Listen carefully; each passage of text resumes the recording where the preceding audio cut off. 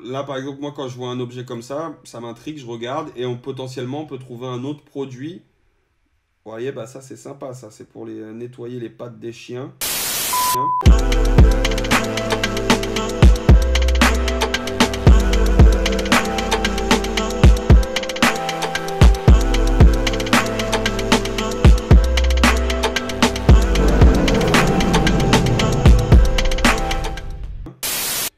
Salut à tous et bienvenue dans cette vidéo. Dans cette vidéo, on va regarder ensemble la recherche produit. Alors, on va regarder la recherche produit. Je vais vous montrer une méthode que vous pouvez faire donc de manière gratuite ou vous pouvez la faire de manière payante. Vous n'êtes pas obligé de prendre le logiciel que je vous montrerai. Vous allez voir que vous pouvez le faire sans utiliser le logiciel, juste en utilisant votre tête et la méthode. Avant de commencer à vous montrer cette méthode, n'oubliez pas de vous abonner à la chaîne YouTube et de mettre la petite cloche pour ne pas louper les autres vidéos. Et restez bien jusqu'à la fin puisque à la fin de cette vidéo, je vais vous offrir un joli cadeau qui va vous aider à travailler de manière beaucoup plus professionnelle quand vous aurez trouvé votre produit puisque ça vous évitera tout simplement de travailler avec AliExpress. Donc, commençons cette vidéo. Comme vous pouvez le voir, ici, j'ai écrit certaines choses, donc critères de recherche produit et les points importants. Donc, pour les critères de la recherche produit, il y a 3 critères principaux que je me sers personnellement et que mes élèves se servent aussi. Et c'est comme ça qu'on trouve des très bons produits, ou en tout cas des produits qui fonctionnent. C'est ces 3 critères-là. Donc le premier, c'est trouver des produits à effet wow. Qu'est-ce qu'on appelle un produit à effet wow? C'est un produit tout simplement que quand vous allez voir la vidéo, la démonstration ou le produit, vous allez vous dire « Waouh, ce produit, j'ai jamais vu un truc qui fait ça ». Ça, c'est le top du top, puisque si vous le ressentez, possiblement, une grosse partie de la population va le ressentir aussi. Le deuxième critère, ça va être trouver des produits qui résolvent des problèmes. Donc ça, c'est hyper important. La méthode, justement, que je vais vous montrer là, elle va être basée sur ça, puisque ça va être une manière de décomposer la recherche produit pour toutes les personnes qui sont perdues quand vous allumez un logiciel ou quand vous commencez à vous dire quel produit je vais faire. Quand vous êtes perdu, vous allez voir en décomposant la recherche produit, en commençant donc par le problème, vous allez voir qu'on trouve très souvent beaucoup de produits qui peuvent être très efficaces en termes de résultats. Ensuite, trouver des produits que l'on ne trouve pas en magasin. Donc ça rentre en compte avec les 2 critères précédents. Si je trouve un produit à effet wow et encore mieux un effet wow qui résout un problème, je vais m'assurer que je ne le trouve pas chez Jiffy ou dans les grosses enseignes parce que évidemment ce seront des plus gros concurrents que n'importe quel concurrent sur le web puisqu'eux vont faire du stock, donc ils feront des prix que vous ne ferez certainement pas vous en dropshipping. Donc ça, il faut le prendre en compte. Vous n'avez pas besoin de prendre votre voiture et aller faire le tour des magasins. Vous allez juste consulter votre meilleur ami. Et votre meilleur ami, ce n'est pas Bertrand, Robert ou Guillaume, c'est Google. Vous tapez dans Google les grosses enseignes et vous allez sur le site des grosses enseignes regarder votre produit. Ou vous regardez si vous trouvez votre produit. Ensuite, les points importants. Donc, les points importants, déjà, le premier point important que j'ai mis, c'est le calcul du budget test produit, puisqu'il y en a beaucoup qui se lancent en e-commerce, en dropshipping, comme si c'était du loto. Donc, il se dit, j'ai 300 €, je vais miser 300 €. C'est pas comme ça qu'on fait. Il faut calculer votre test produit. Vous allez peut-être pas trouvé le bon produit dès la première fois. Donc, le test que vous allez envoyer, il sera peut-être pas fructif sur le premier produit. Donc, c'est important de calculer votre budget et de pouvoir donc tester, d'avoir le budget pour tester au minimum 3 produits. Parce que vous pouvez vous tromper une fois, mais si vous faites bien le travail, vous ne pourrez pas vous tromper non plus 3 fois. Et ça, bien sûr, si le travail est bien fait au préalable et que vous avez bien compris les points que je vous explique dans cette vidéo. Ensuite, vérification donc, du marché potentiel du produit trouvé. Donc, c'est ce que je vous expliquais donc, pour le critère des produits qu'on ne trouve pas dans les magasins. Une fois que vous trouvez votre produit, vous vérifiez si votre produit n'est pas existant sur les grosses enseignes ou ailleurs. Vous pouvez aussi vérifier s'il est beaucoup vendu sur beaucoup de sites, ce qui vous permet aussi de vous faire une idée sur ce que la concurrence fait, puisque même si un produit est fait par la concurrence sur le web, vous pouvez peut-être venir avec une meilleure offre. Hein, si eux, ils ont un prix barré à 20%, vous pouvez vous faire un prix barré à 70%. Et si vous pouvez avoir un meilleur tarif, donc le vendre ne serait-ce que 2, 3 ou 5 euros moins cher, ce sera toujours ça pour le prospect. Et en tout cas, visuellement, si le prix barré, donc l'offre, est bien communiqué et que vous faites quelques euros moins cher que votre concurrent, il est fort possible que vous ayez le client. Ensuite, donc, avoir des produits du même type de niche. Donc ça, c'est super important quand vous faites votre test produit. Puisque même si le produit ne fonctionne pas, le premier produit, mettons, je vais aller sur la niche des chiens, des chats. Hein, même si le premier produit ne fonctionne pas, je vais quand même avoir des visites. Il est possible aussi que j'ai des ajouts au panier et il est possible aussi que j'ai quand même quelques ventes. Donc tout ça, ça constitue de la data sur le pixel. Donc si je rate le premier produit, je teste par exemple 300 euros pour tester le premier produit, au lieu de me dire merde, j'ai perdu 300 euros, je vais plutôt me dire j'ai acheté 300 euros de data dans la niche des chiens ou des chats. Donc ce qui fait que si j'ai choisi 3 produits dans cette niche-là, et ben du coup, je vais forcément, et que j'ai bien fait le travail bien sûr, je vais forcément trouver un produit qui va vendre un peu plus que les autres, possiblement exploser. Donc, évidemment, la data du produit qui n'a pas fonctionné, elle va servir à l'autre produit que je vais tester derrière. Et au bout du compte, arrivé au troisième produit, j'aurai même peut-être de quoi faire des lookalikes. Donc, pour ceux qui savent, les lookalikes, ce sont des audiences similaires. Donc, des audiences similaires à des acheteurs, des personnes qui ont ajouté au panier, etc. Donc, forcément, je vais avoir des audiences beaucoup plus efficaces. Et je vais rendre donc ma prospection en termes de pub sur Facebook ou sur les autres réseaux sociaux qui permettent de faire de la publicité. Donc, c'est très, très important aussi de rester dans le même type de niche. Si vous trouvez par exemple dans la niche beauté, si vous trouvez par exemple un rouge à lèvres, vous n'êtes pas obligé de vous mettre dans une ultra niche, dans l'ultra niche du rouge à lèvres et de trouver 3 produits, donc 3 rouges à lèvres. Non, vous êtes dans la niche beauté, ce sont des niches généralistes. Cuisine, c'est pareil. Si je trouve un rouleau à pâtisserie, je ne suis pas obligé de rester dans la pâtisserie. Je vais rester dans la niche cuisine, ménagère, etc. Donc, voyez bien aussi la généralité des niches des produits pour pouvoir cibler par rapport à ça. Tout comme si je fais des produits pour chiens. Si je fais un produit pour chien, je peux tester aussi un produit pour chat. Donc, une fois que ça, c'est bien assimilé, et je vous invite à bien l'assimiler, vous pouvez commencer donc votre recherche produit et commencer à organiser votre recherche produit.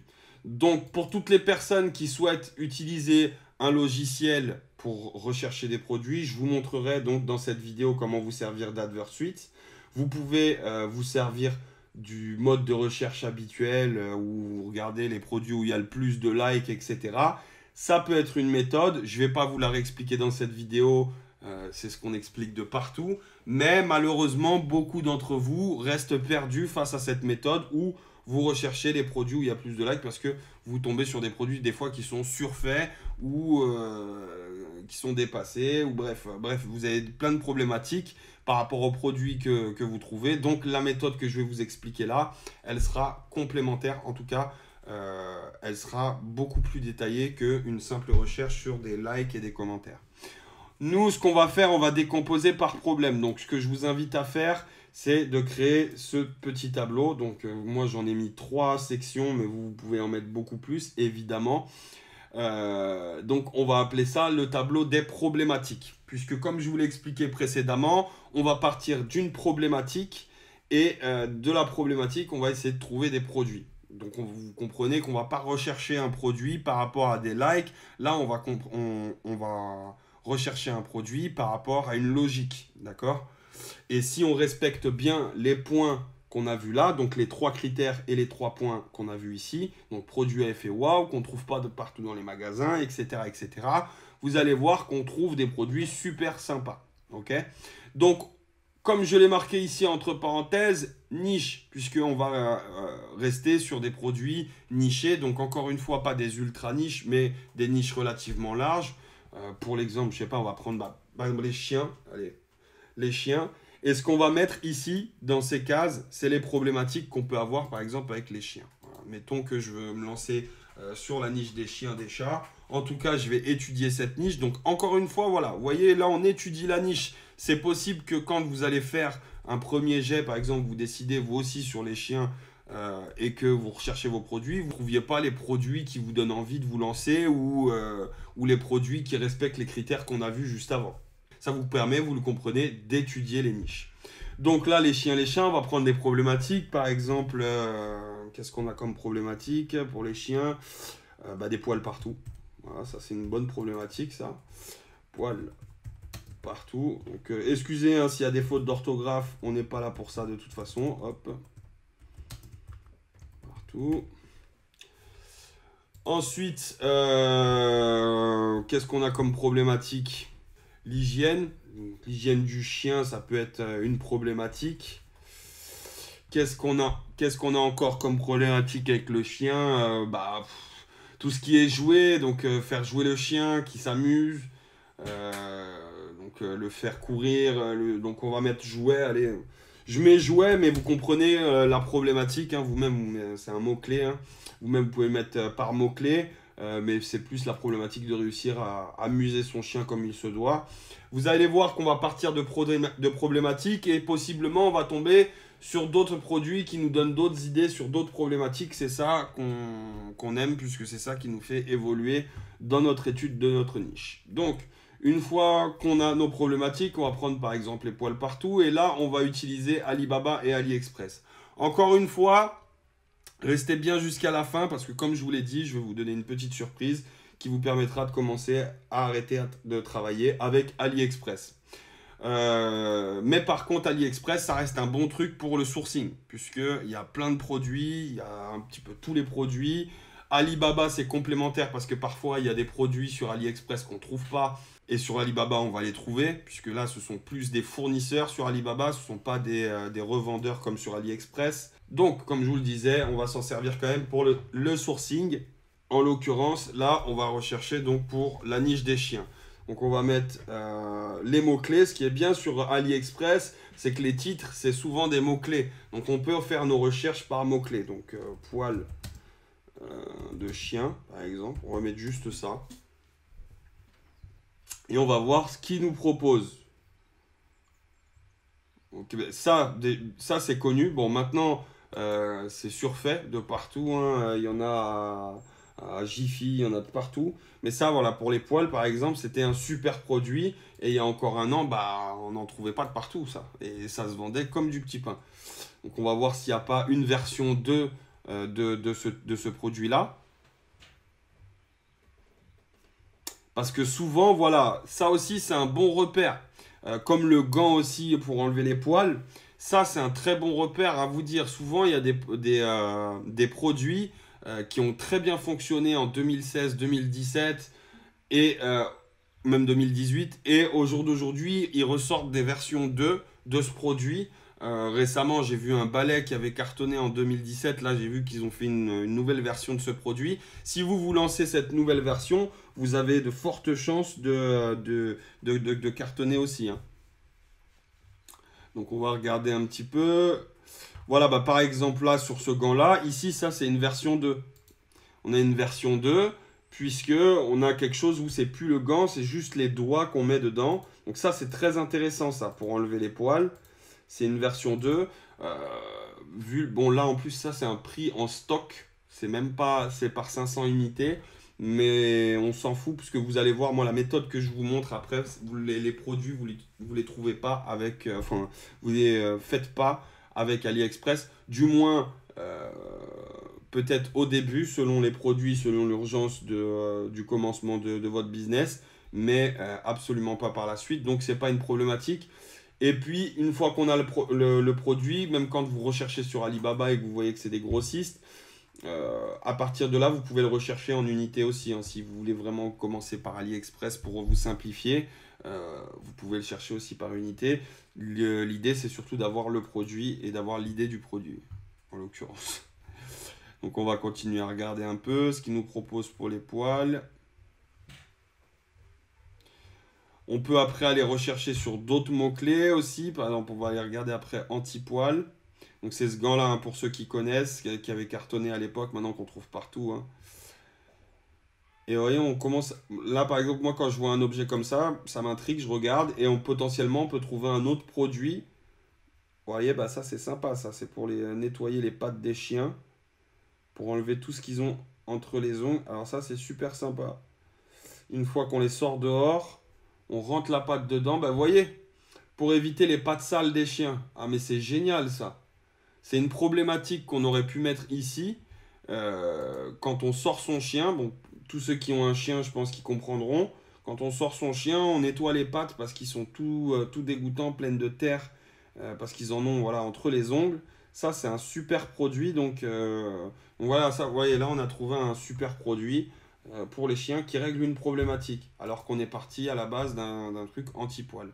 Donc j'espère que vous comprenez. Donc une fois qu'après vous avez votre produit, donc là c'est pas pour l'anti-poil, mais je vous montre l'exemple, parce que c'est juste pour l'exemple, vous le mettez ici. Et si vous remarquez, ici on a 6 cases. Donc ce qui fait qu'après vous remplissez les 6 cases. Bon là ça l'a mis grossièrement, mais vous avez compris, vous après vous remplissez les 6 cases donc par problématique, ce qui fait que vous avez 6 produits par problématique. Et après vous faites une sélection de vos produits en passant par là. Ça veut dire qu'une fois que vous avez trouvé donc vos 6 produits donc par problématique, vous les passez au crible par rapport aux critères et aux points qu'on a vus juste ici. Et là, vous avez la réponse du produit qui peut être sympathique à tester. On va tester avec un autre mot-clé, donc par exemple pour hygiène. Hop. Hygiène, bah ça par exemple, on aurait pu le mettre dans hygiène, puisque c'est pour l'hygiène du chien en l'occurrence. On aurait pu le mettre dans hygiène. Mais on va tester justement hygiène chien. On a mis quoi d'autre comme... On a mis jouet chien aussi. Hop.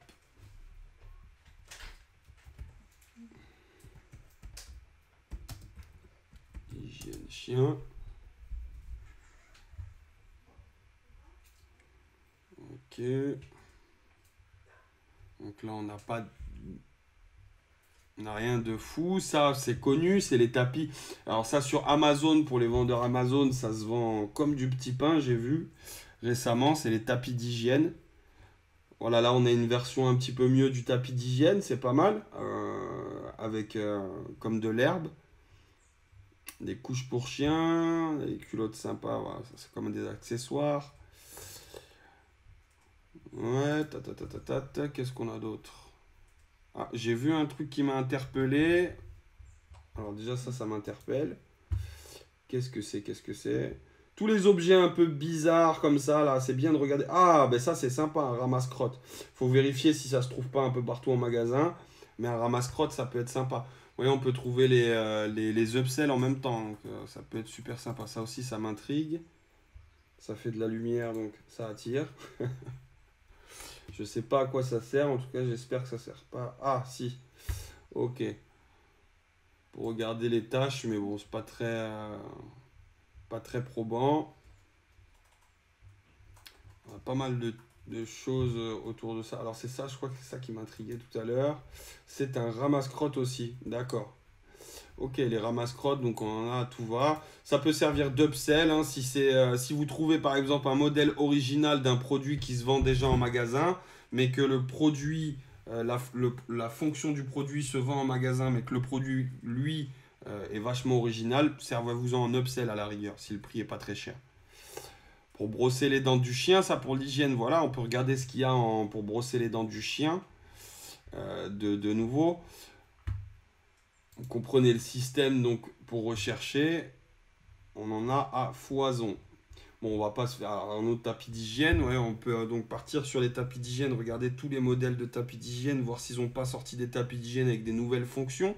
Par exemple, ceux-là, ils sont à chaque fois, il faut en racheter, voir ceux qui sont réutilisables, lavables en machine. Il y a plein de choses à regarder au niveau des mots-clés. Jouet, c'est pareil, hein, je ne vais pas vous le faire. Vous avez compris la mécanique. Donc, à chaque fois, j'aurais pu prendre, par exemple, la niche des mamans. J'aurais pu prendre la niche beauté. On aurait pu prendre plein de choses Pour certaines niches, j'aurais mis des mots-clés comme multifonction ou 3 en 1. Ce sont des mots-clés qui fonctionnent bien. Donc, vous faites votre sélection de niche ici, donc dans les catégories pour AliExpress, par exemple, et vous mettez multifonction ou 3 en 1. Et vous voyez un peu tous les produits qui vous sont proposés. Parce que vous savez que souvent, les produits à effet waouh, c'est des produits où ça fait plein de trucs en même temps. Donc, ça, vous pouvez aussi regarder.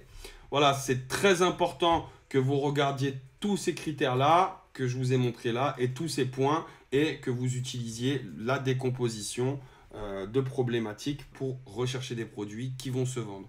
Puisque vous vous doutez bien, si vous réglez une problématique avec un produit qu'on ne trouve pas en magasin, bah, évidemment, vous allez faire des ventes.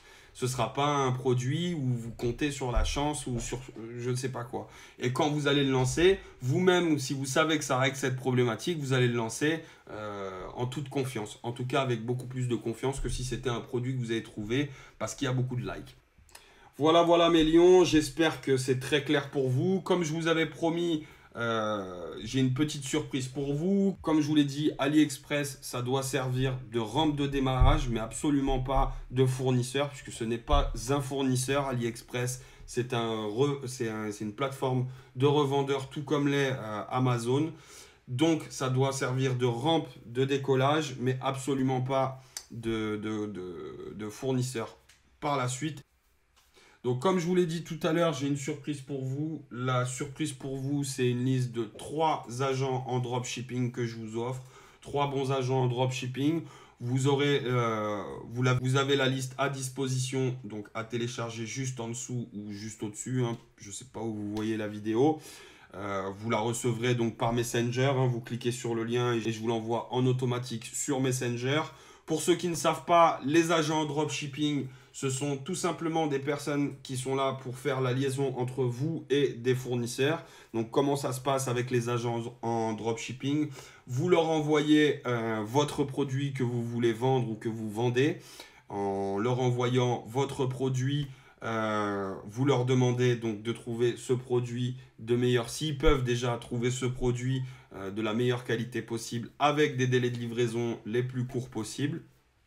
Vous leur demandez donc des offres par rapport à ça et eux vont faire la même chose en fait de leur côté avec toutes les usines qu'ils connaissent sur place en Chine. Donc ils envoient aussi le produit, ils voient qui le produit, celui qui le produit, en combien de temps, quelle est la qualité. Ils vous envoient des photos si vous leur demandez. Évidemment, tout ça, il faut leur demander, il faut leur dire envoyez-moi des photos du produit une fois qu'il vous dit qu'il l'a trouvé. En combien de temps mon client peut le recevoir, etc., etc. En tout cas, lui s'assurera que la liaison se fait correctement et que tout se passe correctement. Ce qui fait que vous avez un interlocuteur et c'est beaucoup plus facile et beaucoup plus honnête puisque là, ce n'est pas AliExpress mais un vrai fournisseur qui fournit votre client et vous êtes donc un vrai dropshipper, c'est-à-dire un revendeur pour les fournisseurs à travers l'Europe et le monde entier. Donc voilà, c'est tout pour cette vidéo. Donc n'oubliez pas de télécharger la liste. Petite dernière chose aussi, le 24 novembre, je ferai un gros séminaire en ligne. Donc vous avez le lien juste en dessous pour pouvoir vous y inscrire et y participer. C'est un séminaire gratuit où je vous donnerai donc un guide. Je vais vous montrer, donc je vais vous faire tout un guide de démarrage pour le dropshipping en 2020. Donc avec toute mon expérience bien sûr. Où donc je vous montrerai comment bien démarrer 2020 en dropshipping, quelques petites méthodes aussi sympatoches et je vous montrerai une belle étude de cas aussi pour vous aider vraiment à concrétiser ce que vous aurez appris durant ce séminaire. Donc ça aussi vous avez le lien juste en dessous. Donc n'oubliez pas de vous y inscrire, de télécharger la liste, de passer à l'action, de faire des euros pour faire des heureux. Et en attendant, je vous souhaite un bon business et je vous dis à la prochaine.